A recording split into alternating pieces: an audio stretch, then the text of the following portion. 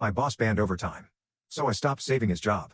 I'm a 29M working as an analyst at a mid-sized logistics company, and for the past 2 years I've quietly been the guy who makes everything run smoothly. Not officially, of course. On paper, I'm just another employee. But in reality, I was the one correcting my boss's reports before they went to upper management, fixing broken spreadsheets, staying late to catch errors in inventory logs, and rewriting client emails so the company didn't look completely incompetent. I never complained about the extra hours because I figured as long as the work got done, everyone won. My boss got to look good, the company didn't get fined for mistakes, and I went home tired but satisfied that I prevented a disaster. Then a month ago, my boss, let's call him Rick, came into the break room and proudly announced a new productivity policy. Effective immediately, there would be 0 overtime, no exceptions, and anyone who felt overwhelmed with workload needed to learn better time management. I asked, as respectfully as possible, if this applied to situations where I'm fixing errors created by other departments or by him. He said, and I quote, "If it's not done by 5, it wasn't important enough to begin with." That was my green light. So I stopped doing overtime. Completely. I stopped staying late to fix his reports.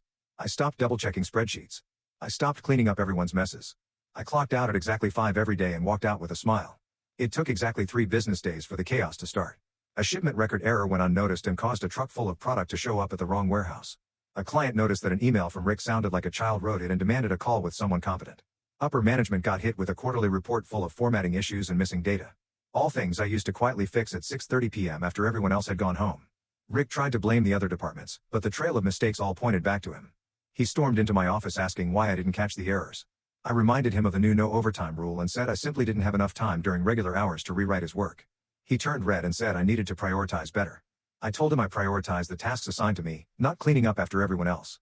He sputtered and walked out. 2 days later, the VP called an emergency meeting after a client threatened to cancel a major contract. During the meeting, Rick actually tried to throw me under the bus by claiming I refused to fix a report. I calmly explained that I used to fix these issues after hours, but since overtime was no longer allowed, the work simply didn't fit into a normal day.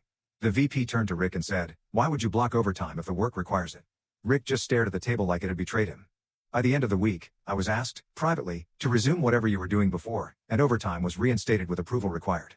Then the VP slipped in the line that made the whole thing worth it. "We may need to reassess some leadership positions if recurring errors continue." Rick hasn't made eye contact with me since. As for me, I'm still doing my job during regular hours. But the days of me being the invisible safety net are over. If they want me to save the company from itself, they can pay me for every minute of it. And if Rick ends up losing his job because he finally had to stand on his own work, well, overtime is optional. Consequences aren't.